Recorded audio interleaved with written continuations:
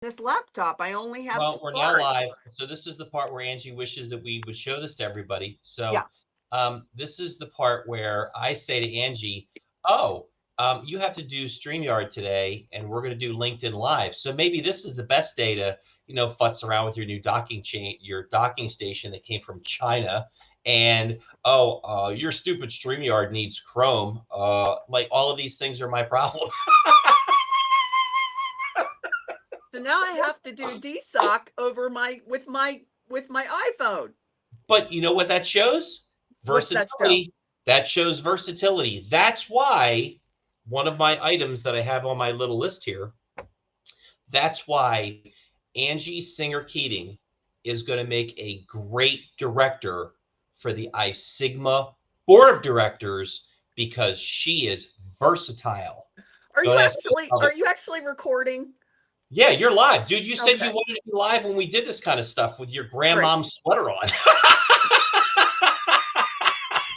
I'm cold, okay? I just I'm finally got cold. my voice Well, you back know what? If today. you if you had not been so responsible and lost all of that weight and been fat like me, you wouldn't have to worry about being cold. So anyway, thank you so much for joining Reclamere for data security over coffee. Like Okay. nobody's going to watch this anyway. Okay, so um, let's start off with this. This is a softball. This is like easy, so you should be able to answer this. So we attended our Evolve peer group meeting a few weeks back, Yes, we um, did. and I thought it was a great experience. I'm curious to find out what was your biggest takeaway from Evolve.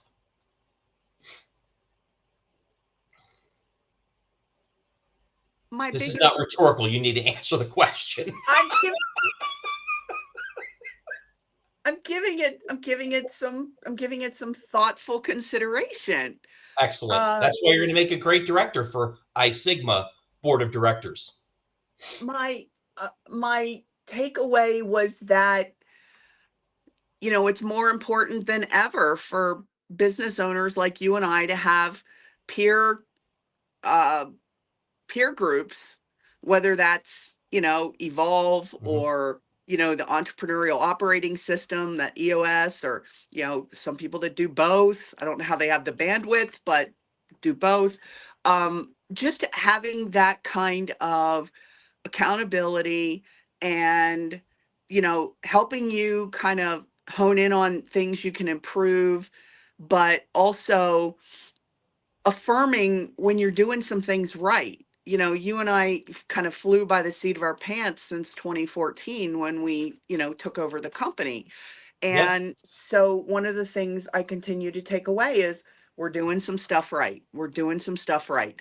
And I think that the thing that that does is that takes away a lot of need for me to argue with you about stuff from a business strategy perspective, because I have confidence that you might go at something one way, I might come at it the other, but 99 times out of 100 we end up at the same spot. And then more importantly, that same spot that we ended up at is something that when we go to our peer group, we get a thumbs up like, hey, that's, good idea, or you're on the right track, or your metrics look good. So that's kind of my two big takeaways: the importance of the peer group, and then the affirmation that when you're doing some stuff right, that's really helpful. I would agree with you, and I think that the coolest thing is when you finally came to realize that I'm right. You were. Oh, I get to have so much fun when I do this. This is one of the funnest things that I get to do. Yeah, it was So I didn't realize the amount of work it was going to be. Um and but now that well, we're it's not a lot of doing it, work for me. well, It's not a lot of work for me.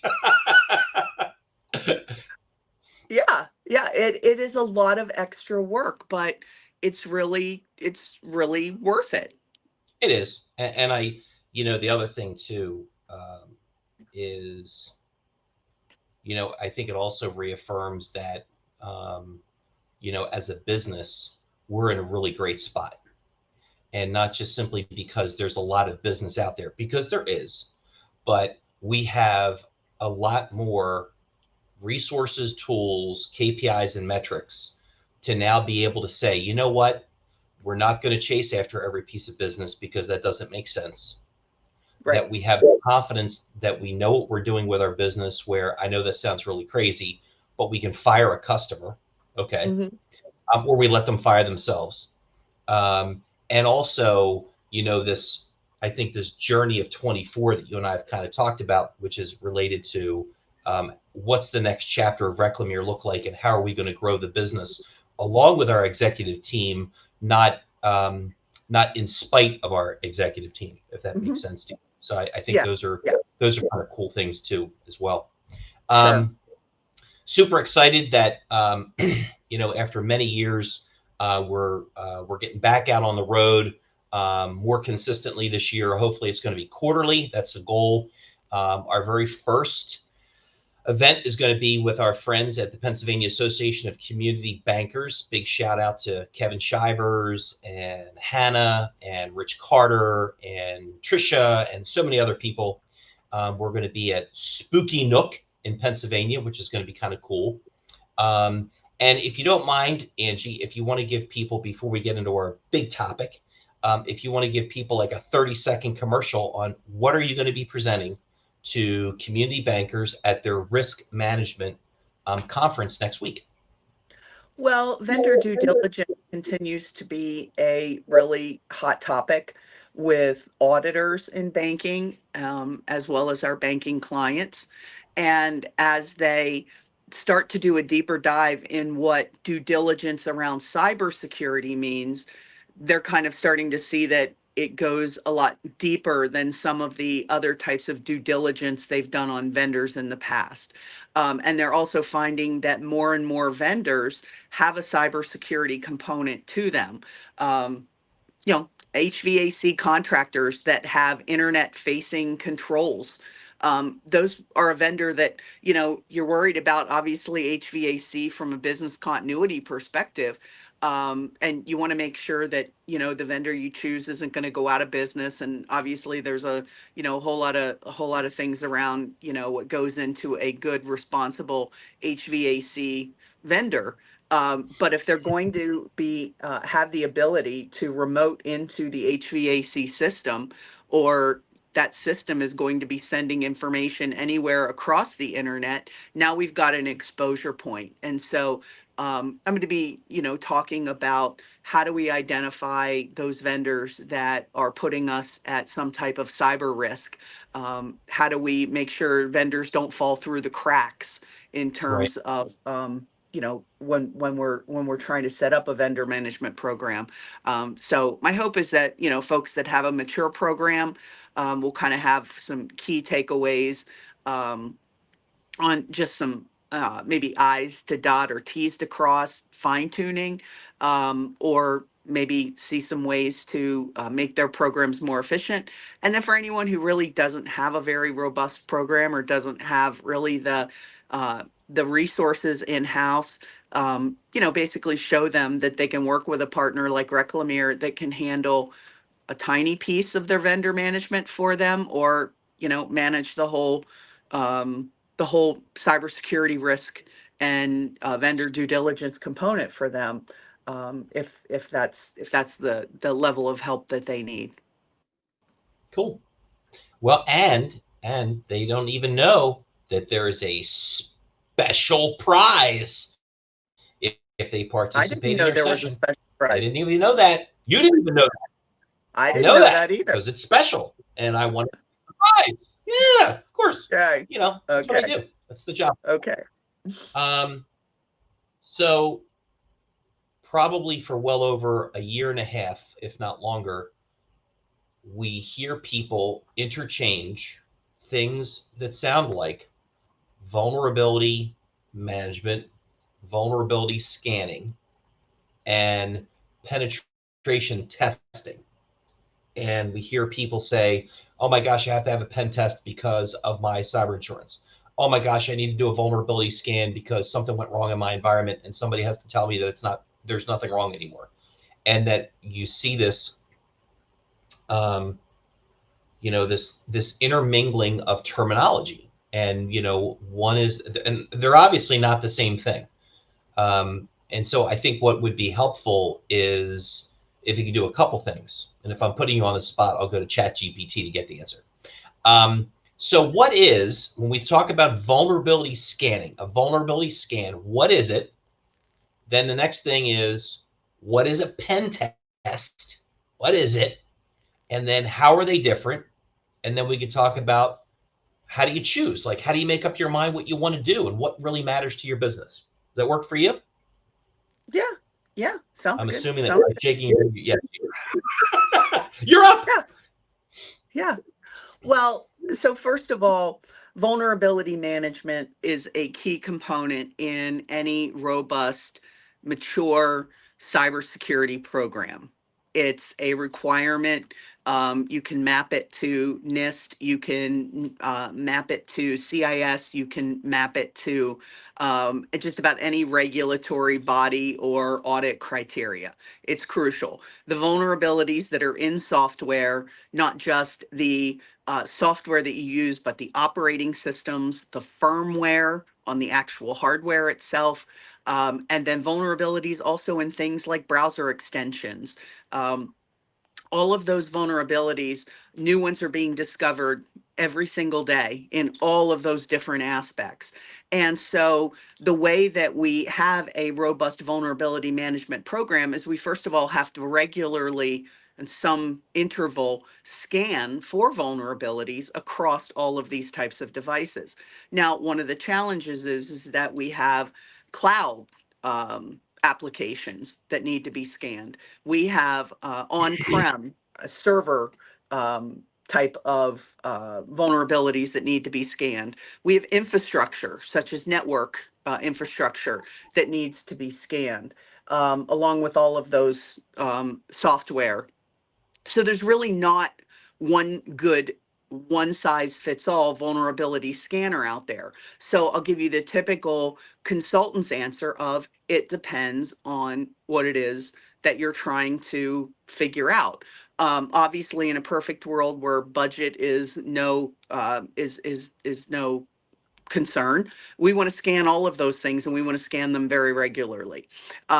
It's also going to be not only finding the vulnerabilities in the software that are there from how the software was designed, but it's also going to find things like misconfigurations. We've seen some data breaches recently where people have the configurations on when the MFA tokens are going to expire in their browser, and it's set to never or some really long period of time, and then they're ending up where they've got what should be a secure environment, but because of this misconfiguration, um, they're ending up having breaches. So those misconfigurations, those are all things we're going to find when we're doing vulnerability scanning. Now, penetration testing, that's going to take your vulnerability management program and put it on steroids, because it's going to not only look at the vulnerabilities that are found during a scan, but it's then going to attempt to exploit them.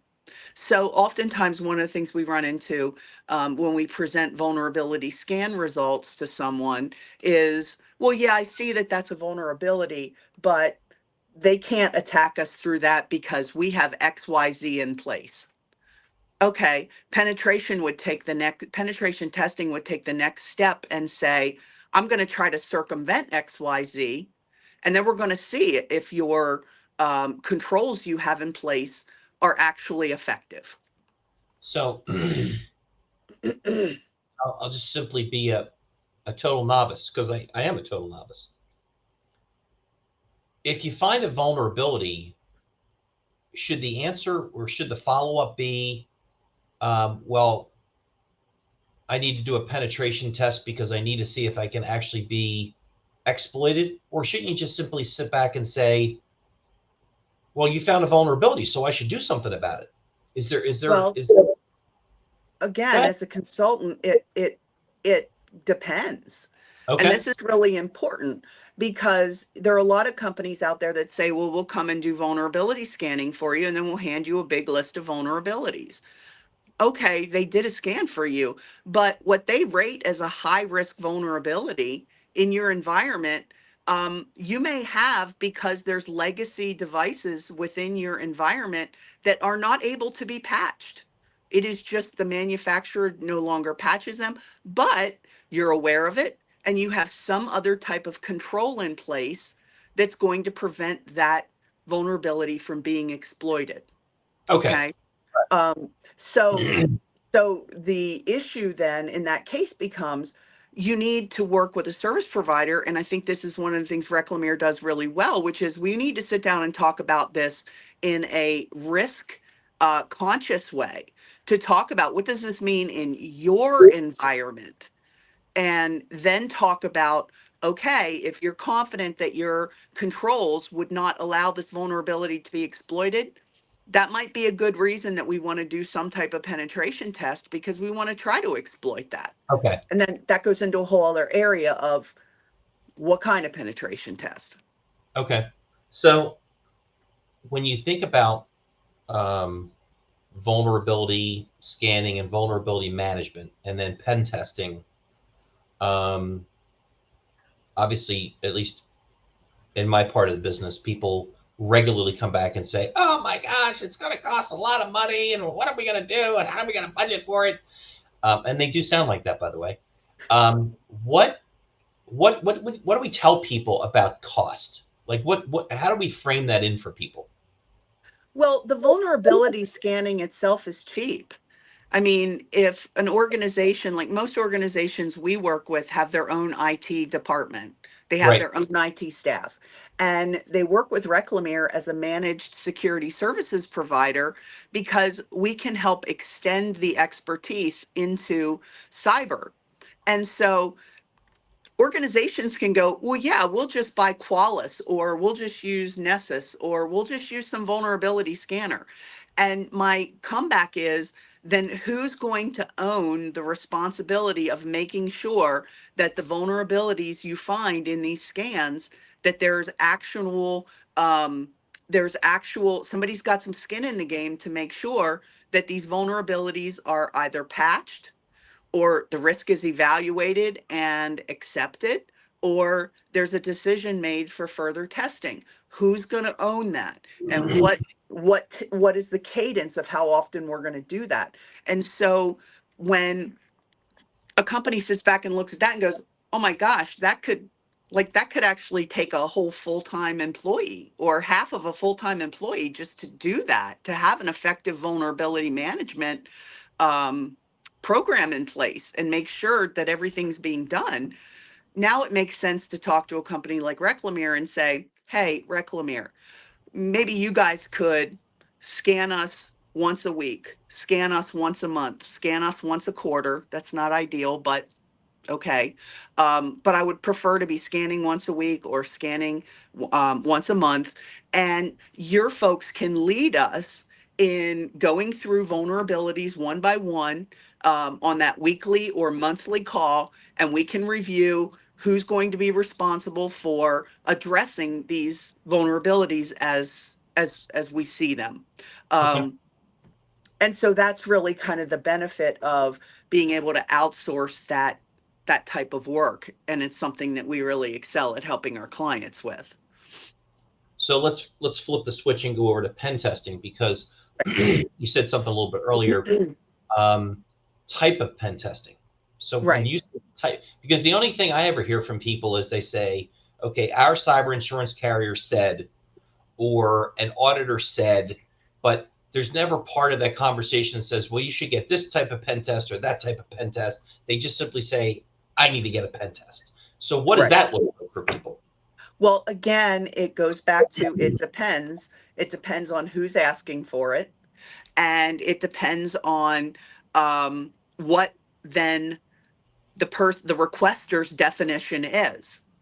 And oftentimes, once we dig down and start asking questions, we find out that a vulnerability scan will work just fine. Okay. But then there are other industries where no, it must be a penetration test where exploits are attempted on vulnerabilities found. This gets super tricky because if you attempt exploits in a highly regulated environment or an environment where an exploit could take down an entire network or take down a mission critical system, um, that's that's a big, big, big problem.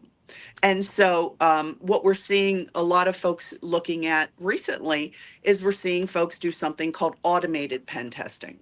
And Okay. automated pen testing will basically attempt to exploit the vulnerabilities found, but it will attempt to do it through automation, through automated techniques.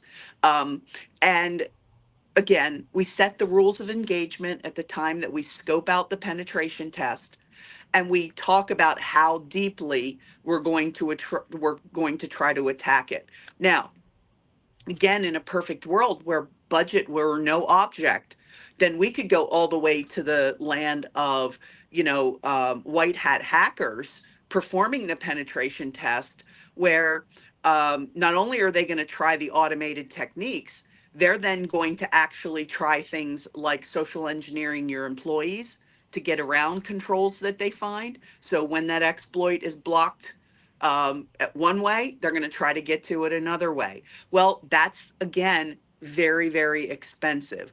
And so there are industries and there are sectors and there are times where that level of penetration testing, that really robust kind of testing would be necessary.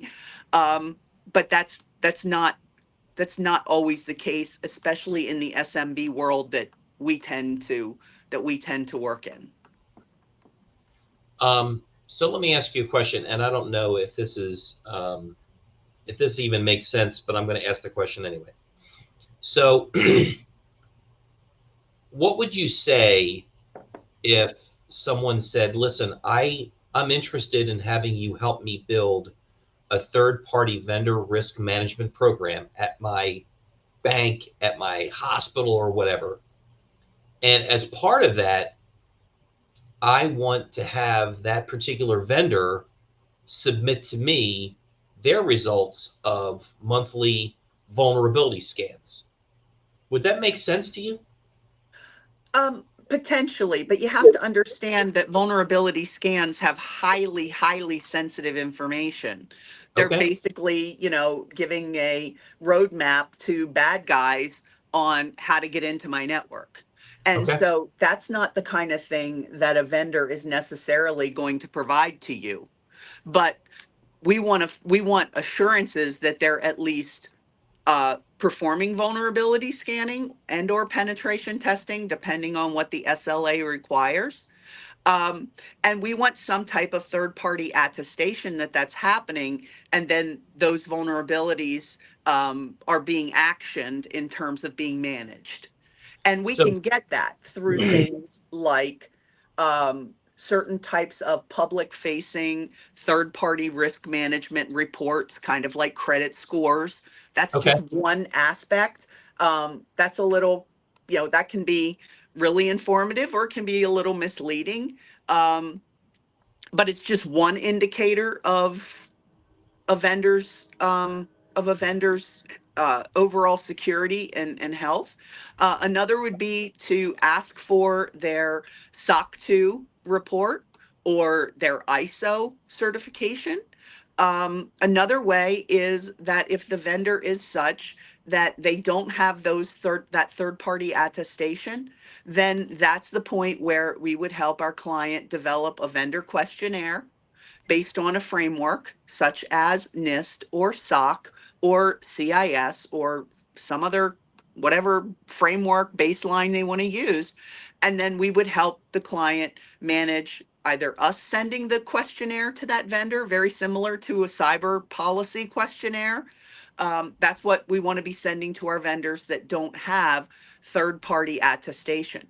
In some cases, if the vendor is so critical and they don't have third party attestation and their responses on the questionnaire are kind of leaving us scratching our head, we may want to come back and start talking about the fact that unless they get third party attestation, you may have to reevaluate the business relationship. And again, that's part of all of the help that we provide when we provide managed vendor services, because we can help with those types of determinations, those questionnaires, sending them out, getting them back, making sure on an annual basis they're reviewed, all that kind of stuff. Okay. So it's fair to say then, if I do a little bit of cliff notes, vulnerability management is when an organization decides that they are going to either themselves internally, or probably more recommended that they identify a trusted third party to do it for them, uh, within a certain cadence. And it preferably weekly or monthly. If it has to be quarterly, okay, but weekly or monthly, where there would be some tool, some technology would be used to um, identify the vulnerabilities of the organization's information security posture, program, etc. And then part of that management program is then to say, okay, these are the vulnerabilities that we have to not only identify, but we have to do something about it. And depending upon what it is, we may not be able to do something about it, but we may have to follow up and make sure that there's a compensating control in place to make sure that that vulnerability can't be exploited. And depending upon the vulnerability again, and the organization and the market, or the particular market that they're in, we may say to them, you know what, you really should go to the next step and consider a penetration test. Is that fair? Yeah. Yeah. I could work at Reclamere. Yes, you could. Yes, you could. Okay. Um, so I think this is pretty cool that my little sister has decided that she is going to remain in service. And that service is to our International Trade Association, which, by the way, it is important to note that she was president of iSigma at one point in time in the past. Also important to note, one of the only female presidents of our International Trade Association, and the most highly liked president of all time of our trade association.